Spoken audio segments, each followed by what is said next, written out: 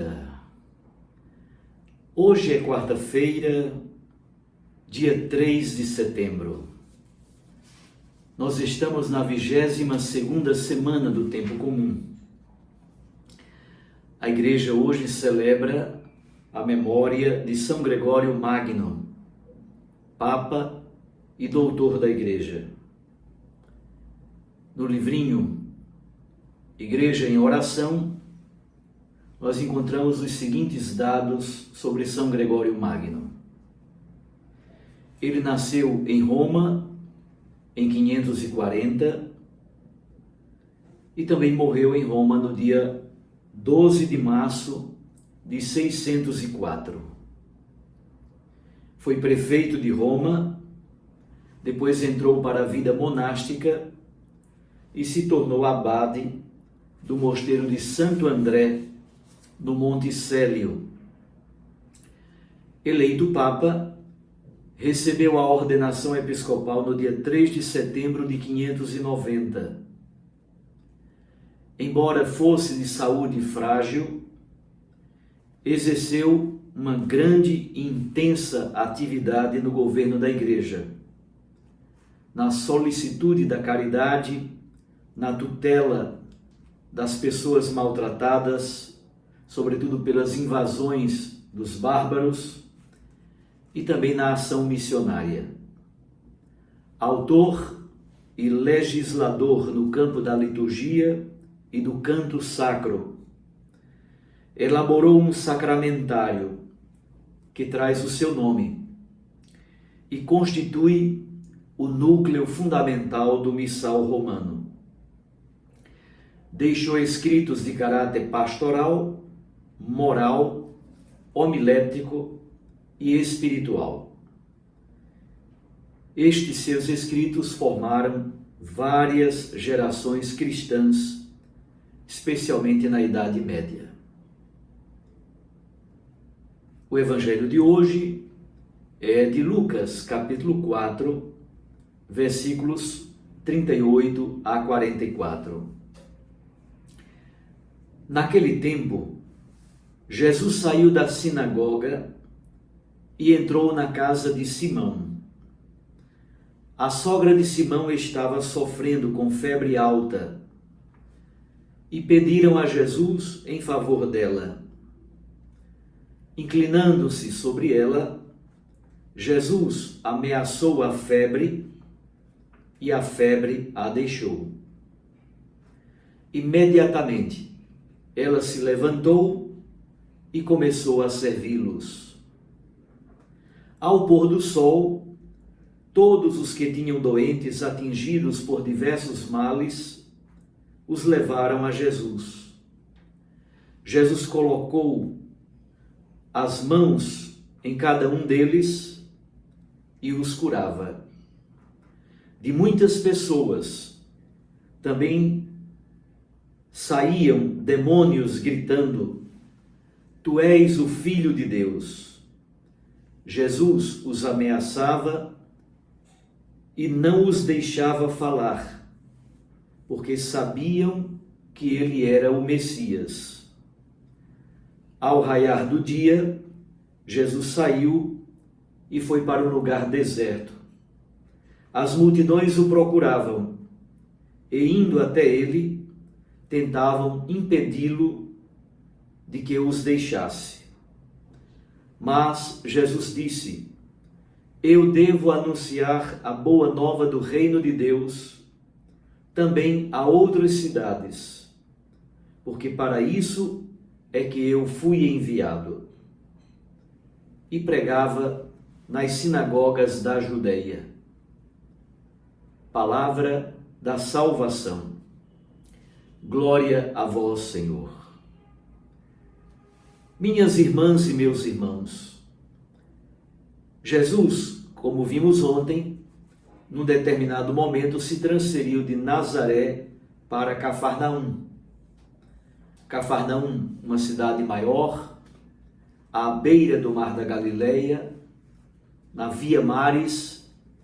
Ali havia toda a possibilidade de locomoção, possibilidade de rapidamente Jesus girar ali na Galileia.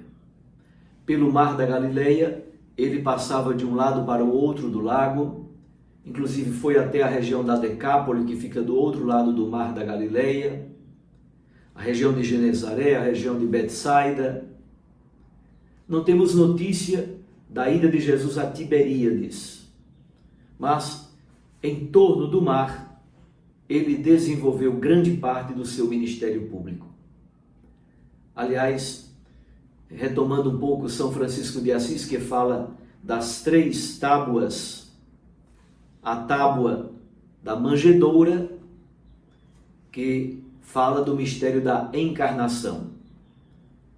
A tábua da cruz fala do mistério da redenção. E a tábua do altar, o mistério da Eucaristia. Alguns que trabalham com espiritualidade cristã falam de uma 4ª tábua, a tábua do barco, que nos ajuda a compreender o ministério público de Jesus. Pois bem, Jesus está em Cafarnaum e, como todo sábado ele fazia, ele foi à sinagoga. Ao sair da sinagoga, entrou na casa de Simão Pedro. Se você hoje vai às ruínas de Cafarnaum, de fato, a casa de Simão, que hoje é uma igreja católica, a casa de Simão está ao lado da sinagoga de Cafarnaum. A sogra de Pedro estava acamada com febre. Na palavra de Deus, na Bíblia Sagrada, essa imagem de alguém acamado é praticamente símbolo da morte. A febre é atribuída também à presença e à ação de um espírito maligno. Jesus então age como um profeta taumaturgo, aquele que cura, inclina-se sobre ela, ameaça a febre e a febre deixa aquela mulher. É bonita a expressão seguinte: ela se levantou e começou a servi-los. O verbo levantar-se tem uma vinculação direta com a ressurreição. Começou a servi-los significa não somente que ela serviu alguma comida, porque era a hora do almoço, mas significa também que ela tornou-se discípula, ela tornou-se seguidora de nosso Senhor Jesus Cristo. Ao pôr do sol, todos os que tinham doentes atingidos por diversos males levavam os doentes a Jesus. Por que ao pôr do sol? Porque o dia para o judeu termina ao pôr do sol. Então o sábado termina ao pôr do sol. Era sábado. Não querendo então descumprir o preceito do descanso sabático, eles levam os doentes a Jesus somente depois do pôr do sol. Já é o primeiro dia da semana, o domingo. E Jesus cura muitas pessoas enfermas, colocando a mão sobre cada uma delas. É muito bonito como os evangelhos nos ajudam a perceber a sensibilidade do toque salvífico de nosso Senhor Jesus Cristo. São toques libertadores, toques que salvam, que curam. E de muitas pessoas saem demônios que, como ontem vimos, os demônios, os espíritos impuros gritam exatamente para esvaziar a identidade e a autoridade de Jesus. Tu és o Filho de Deus. Jesus então os ameaça e eles abandonam aquelas pessoas. É uma tentativa de enfrentar o taumaturgo, de enfrentar aquele que está curando, libertando e expulsando com autoridade, por meio de sua palavra, o espírito maligno. Jesus enfrenta o poder maléfico dos espíritos impuros e os vence.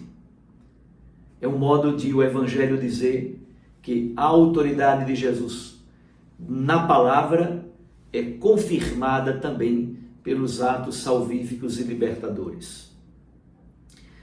Finalmente, ao raiar do dia, de madrugadinha, como Jesus sempre fazia, ele se retira para um lugar deserto. Aqui está a fonte da autoridade de Jesus na sua palavra e também nas suas ações salvíficas, nas suas ações libertadoras. Brota do coração do Pai, da intimidade com o Pai. Jesus sente a necessidade de partilhar o seu ministério com o Pai. Sempre, especialmente no Evangelho de Lucas, ele se retira à montanha ou a um lugar deserto para rezar.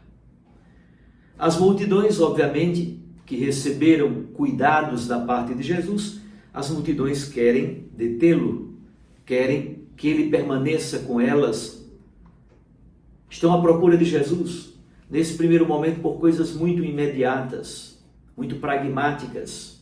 Eles comeram porque Jesus alimentou, eles receberam uma cura para si ou para os seus familiares. Imagine, não havia SUS, não havia nenhuma assistência de saúde ou assistência social da parte do reino da Galileia, da tetrarquia de Herodes Magno, de Herodes Antipas. Então, ter o Messias que alimenta a multidão faminta, que cura os doentes, que expulsa demônios, obviamente que a multidão corre atrás de Jesus. Como disse, nesse primeiro momento, de forma muito pragmática, de forma muito imediatista, eles querem a presença de Jesus porque tem benefícios. Jesus sempre percebe quando as intenções não são puras. E Jesus então parte para a região da Judeia dizendo: eu devo anunciar o reino de Deus também a outras cidades, porque para isso é que eu vim. Fui enviado para anunciar o reino de Deus, essa notícia boa, alegre, esperançosa e alvissareira. Jesus é o próprio reino acontecendo, como diz Orígenes. Ele é a autobasileia. Ele próprio é a irrupção, é a expressão do reino de Deus. Meus irmãos, minhas irmãs, que nós possamos viver este santo evangelho percebendo esta relação profunda entre a palavra do reino que é anunciada e as ações salvíficas e libertadoras que Jesus realiza. Coerência fundamental entre palavra e a prática libertadora. Fiquem com Deus e com sua Mãe Maria Santíssima. Até amanhã, se Deus nos permitir. Eu os abençoo em nome do Pai, e do Filho, e do Espírito Santo. Amém.